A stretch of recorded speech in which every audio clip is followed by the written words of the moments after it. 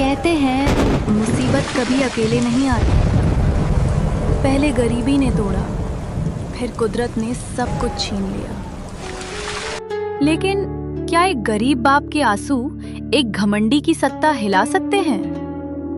आज देखिए बारिश में गरीब का आंसू। अजी सुनते हो, बादल बहुत काले हो गए हैं। अगर आज फिर से रात में बारिश हुई तो ये पुरानी छत नहीं टिक पाएगी। गुड्डी को बुखार है, उसे पानी से कैसे बचाऊंगी? जानता हूँ सुनीता, जानता हूँ, पर क्या करूं?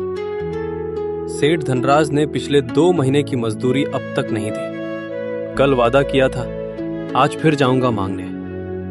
अगर पैसे मिल गए तो तिरपाल ले आऊंगा। तभी राजू को अंदर से अपनी बेटी गुड्डी की आवाज सुनाई देती है।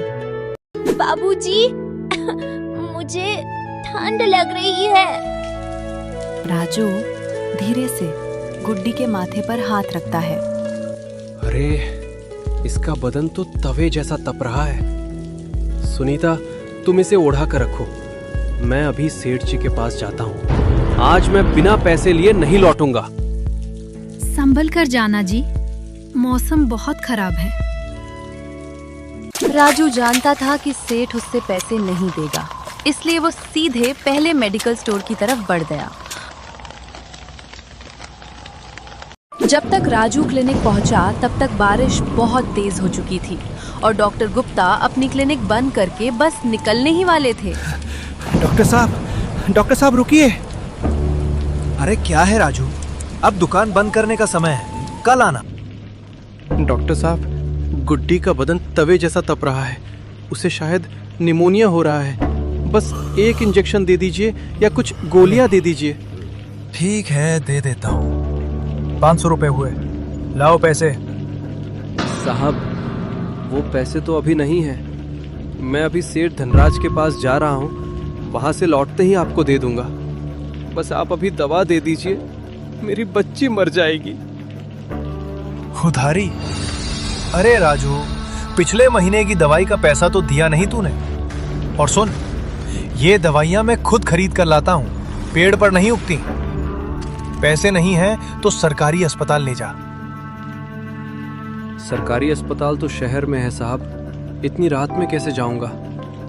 डॉक्टर साहब, आप तो भगवान का रूप हैं। भगवान मंदिर में मिलते हैं, ये क्लिनिक है। चल हट, मुझे घर जाना है।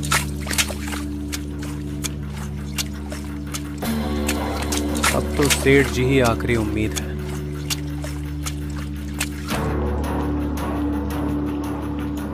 अब बारिश और तेज हो गई थी। लकड़ी का पुल चर चर की आवाज करते हुए हिल रहा था। पानी का स्तर बढ़कर तख्तों को छूने लगा था। पुल के एक सिरे पर राजू खड़ा था, डरा हुआ, सहमा हुआ, आगे बढ़ने की हिम्मत ही नहीं जुटा पा रहा था। हे भगवान, नाला तो पूरा भर गया है। अगर मैं गिर गया तो गुड्डी और सुनीता का क्या होगा? लेकिन अगर मैं वापस गया तो गुड्डी इलाज के बिना मर जाएगी। जय बजरंगबली। तोड़ दे दुश्मन की नली। अचानक पुल टूटने लगा। हर कदम पर मौत का डर था। राजू जान बचाकर आगे भागा। तभी एक तेज हवा का झोंका आया और उसकी प्लास्टिक हवा में उड़ गई। मौत से तो बच गया। अब बस सेठ जी का दिल पिघल जाए। पूरी तरह भीगा हुआ कीचड़ से लथपथ राजू जैसे तैसे सेठ जी के बंगले के गेट तक पहुंचता है, लेकिन गेट पर चौकीदार शेरू सख्ती से पहरा दे रहा होता है। शेरू भाई, मुझे मालिक से मिलना है। ओए कीड़े, दिखता नहीं? आज हवेली में पार्टी चल रही है, बड़े बड़े लोग आए हैं। तेरी एक गंदी शक्ल लेकर अंदर जाएगा। शेरू भाई, मेरी मजबूरी समझो। मेरी बेटी जिंदगी और मौत से लड़ रही है। मुझे बस 5 मिनट बात करनी है। मालिक ने सख्त मना किया है, किसी भिखारी को अंदर मत आने देना। मैं भिखारी नहीं हूँ, मैं यहाँ का पुराना मजदूर हूँ, मेरा हक है। तेरी इतनी हिम्मत, मुझसे जुबान लड़ाता है? तभी शेरू गुस्से में आकर राजू को एक जोरदार लात मारता है। माँ, मार लो, जितना मारना है मार लो, पर मुझे अंदर जाने दो। तभी गेट पर एक लग्जरी कार का तेज हॉर्न गूंजता है और जैसे ही शेरू कार को सलाम करने में व्यस्त होता है और राजू चुपके से अंदर चला जाता है। अरे पकड़ो उसे, अंदर घुस गया। ये है सेठ धनराज। इनके घर में इस समय जोरदार पार्टी चल रही है। विदेश से एक बहुत बड़ी हस्ती इनसे व्यापार करने आई है। तभी राजू लंगड़ाते हुए अंदर भागता हुआ आता है। उसके कपड़े कीचड़ से सने हैं और उसके शरीर से पानी टपककर संगमरमर के फर्श पर गिर रहा है। संगीत अचानक थम जाता है। मौजूद सभी लोग हैरानी से उसकी ओर देखने लगते हैं। ये क्या बदतमीजी है? शेरू, ओ शेरू, कहां मर गया तू? मालिक मुझे माफ कर दो। मैं जबरदस्ती घुस आया, पर मेरी मजबूरी बहुत बड़ी है। छी, कौन है ये गंदा आदमी? पूरा मूड खराब कर दिया। राजू, तेरी हिम्मत कैसे हुई मेरी महफिल में आने की? मालिक, 2 महीने से आपने मेरी मजदूरी नहीं दी। आज मेरी बेटी मर रही है। मुझे ज्यादा नहीं, बस 500 रुपए दे दीजिए। मैं आपके पैर पकड़ता हूं मालिक। दूर हट, मेरे जूते गंदे कर दिए। अरे ओ भिखारियों के सरदार, तेरे जैसे रोज 10 आते हैं यहां रोने धोने। आज पार्टी है, मेरे पास छुट्टा नहीं है। मालिक, आप लाखों खर्च कर रहे हैं इस पार्टी में। मेरा हक तो सिर्फ चंद रुपयों का है।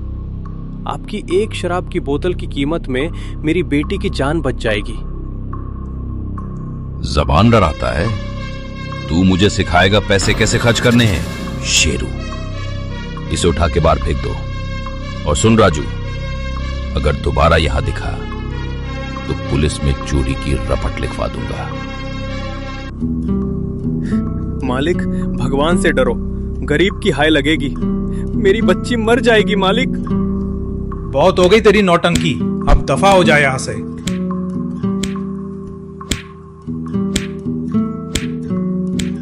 फिर शेरू राजू को गेट के बाहर निकाल देता है और उसे जोर से एक लात मारता है। थका हारा और लाचार राजू फिर एक मंदिर में चला जाता है। हे भगवान, लोग तुझे दयालु कहते हैं, तो आज तेरी दया कहाँ गई? एक अमीर अपनी महफिल में मजे कर रहा है और एक गरीब अपनी बेटी की जान की भीख मांग रहा है। अगर आज मेरी गुड्डी को कुछ हुआ तो मैं कभी तेरी चौखट पर नहीं आऊंगा। तभी भगवान की मूर्ति से एक फूल गिरता है। राजू कांपते हुए हाथों से उसे उठा लेता है। शायद आप भी यही चाहते हैं कि मैं खुद कुछ करूं। मैं खाली हाथ नहीं जाऊंगा।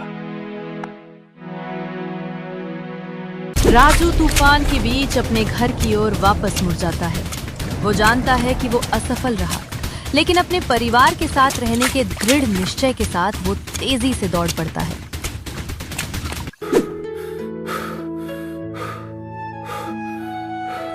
पैसे? सेठ जी ने पैसे दे दिए क्या?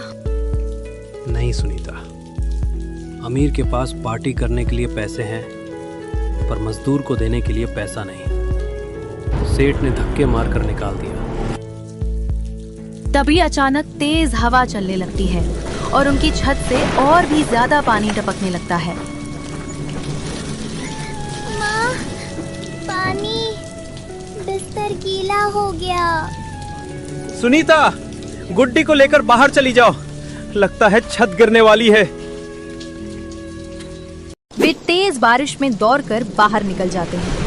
तभी छत का एक बड़ा हिस्सा गिर जाता है और चारों तरफ कीचड़ और फूस फैल जाती है।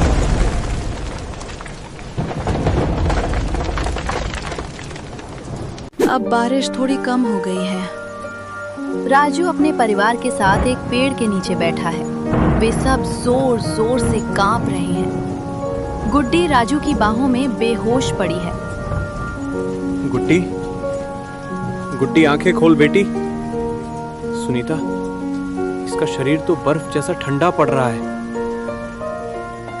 अगर इसे कुछ हो गया तो मैं जी नहीं पाऊंगी।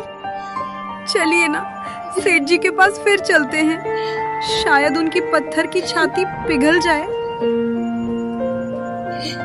वो इंसान नहीं है सुनीता, वो राक्षस है। पर तुम ठीक कहती हो, बेटी की जान के लिए मैं उसके पैरों में भी लौट जाऊंगा।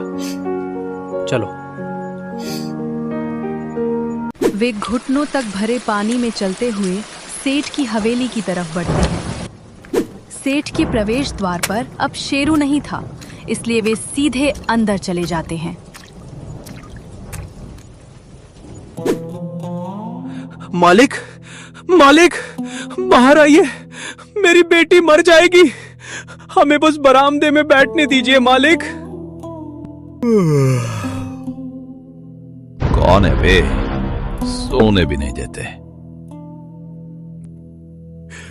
मालिक, हम बेघर हो गए, बस रात भर का आसरा दे दो, मेरी बच्ची मर जाएगी।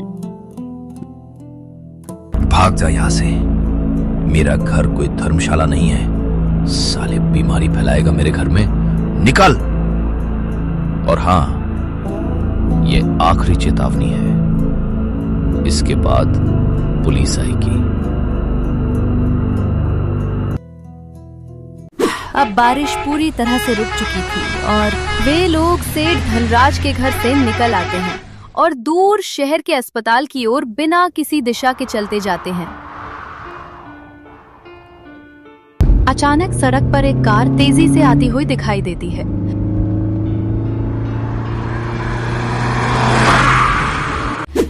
कार अपना नियंत्रण खो देती है और फिसलकर नदी के किनारे जा गिरती है। तभी राजू दौड़ता हुआ वहां आ जाता है। सुनीता, देखो, गाड़ी पलट गई। जी वहां मत जाओ, खतरनाक है। नहीं सुनीता, उसमें कोई इंसान है। मैं किसी को मरते हुए नहीं देख सकता, भले ही दुनिया ने मुझे मरने के लिए छोड़ दिया। तभी राजू घबराते हुए गाड़ी के पास जाता है और देखता है कि अंदर एक युवा आदमी है, उसके सिर से खून बह रहा है। ये देखकर राजू तुरंत उसे उठाकर अस्पताल ले जाता है। डॉक्टर साहब, इनका एक्सीडेंट हो गया था और हाँ, मेरी बेटी भी बहुत बीमार है, कृपया उसका भी इलाज कर दीजिए।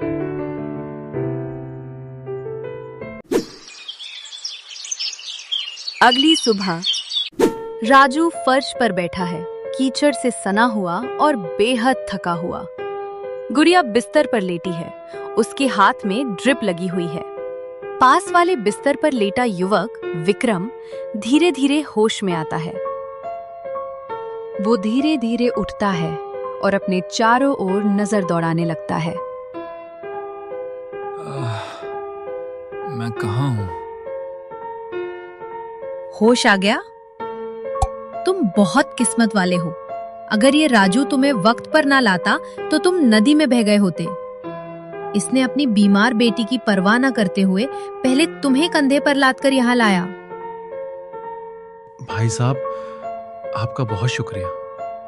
आपने मुझे नया जीवन दिया है। साहब, जान तो सबकी कीमती होती है। मेरी बेटी भी अब ठीक है, डॉक्टर साहब ने दवाई दे दी है। मेरा नाम विक्रम है। मैं शहर से अपने पिताजी से मिलने आया था। मेरा घर यहीं पास की हवेली में है। मेरे पिता का नाम सेठ धनराज है। ये सुनते ही दोनों चौंक जाते हैं और एक दूसरे की तरफ देखने लगते हैं। सेठ धनराज, बाबूजी माफ करना, हमें नहीं पता था आप उनके बेटे हो। हमें कोई इनाम नहीं चाहिए, बस हमें जाने दो।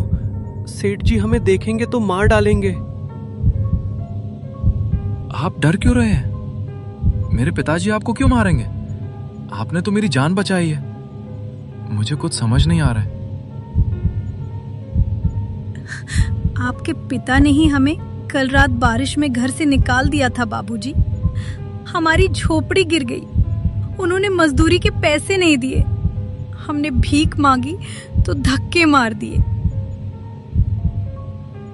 ये सुनते ही विक्रम एकदम गुस्से से आग बबूला हो जाता है।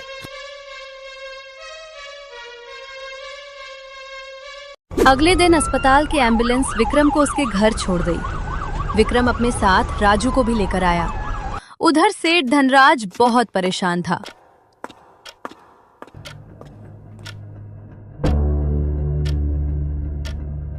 मेरा बेटा विक्रम अभी तक नहीं आया, फोन भी नहीं लग रहा। तभी विक्रम और राजू वहां पहुंच जाते हैं।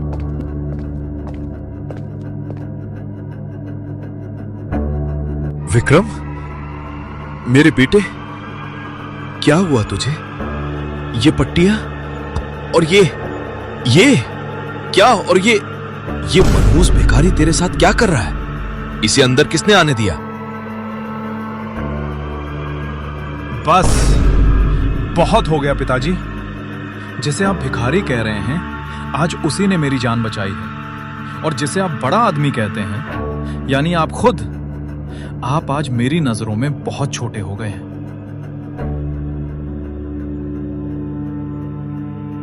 बेटा, तू ये क्या कह रहा है?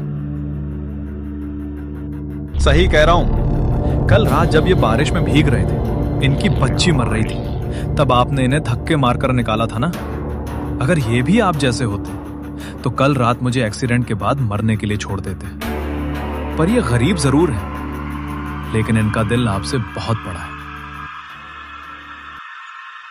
सेठ धनराज राजू की ओर देखते हैं। राजू सिर झुकाए खड़ा है। उसी पल सेठ धनराज को पिछली रात की घटना याद आ जाती है।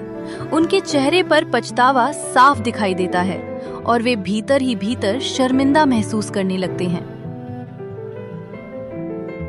पिताजी, धन से इंसान अमीर नहीं होता, कर्मों से होता है।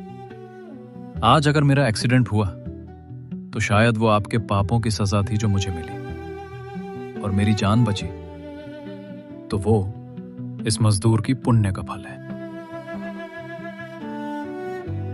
राजू, मुझे माफ कर दे भाई। दौलत के नशे में मैं अंधा हो गया था। मैं इंसानियत भूल गया था। नहीं मालिक, आप बड़े हैं, माफी मत मांगिए। नहीं राजू, तूने मेरे बेटे को बचा लिया। मेरे इतने अत्याचारों के बाद भी मुझसे इतना बड़ा पाप हो गया। पिताजी, सिर्फ माफी से काम नहीं चलेगा। इनका घर आपकी क्रूरता की वजह से टूटा है। हाँ बेटा, मैं सुधार करूंगा। राजू, आज से तू बड़ा है। तेरी इंसानियत सबसे बड़ी है। आज से तेरी गुड्डी मेरी भी बेटी है। उसकी पढ़ाई, उसका इलाज सब मेरी जिम्मेदारी है। और वो टूटी झोपड़ी अब तेरी नहीं है। कल ही मैं तुझे पक्का मकान दूंगा। अगले दिन सेठ धनराज ने राजू को एकदम पक्का मकान तोहफे में दे दिया। अब राजू और उसके परिवार को टूटी फूटी झोपड़ी में रहने की जरूरत नहीं है। उस दिन सेठ धनराज को समझ आ गया कि ऊपर वाले की लाठी में आवाज नहीं होती। गरीब की हाय और गरीब की दुआ दोनों में बहुत असर होता है। उस बारिश ने राजू का घर तो तोड़ा, लेकिन उसकी किस्मत का दरवाजा हमेशा के लिए खोल दिया। अगर आपको हमारी कहानी पसंद आई हो तो वीडियो को लाइक करें, शेयर करें और कमेंट जरूर करें।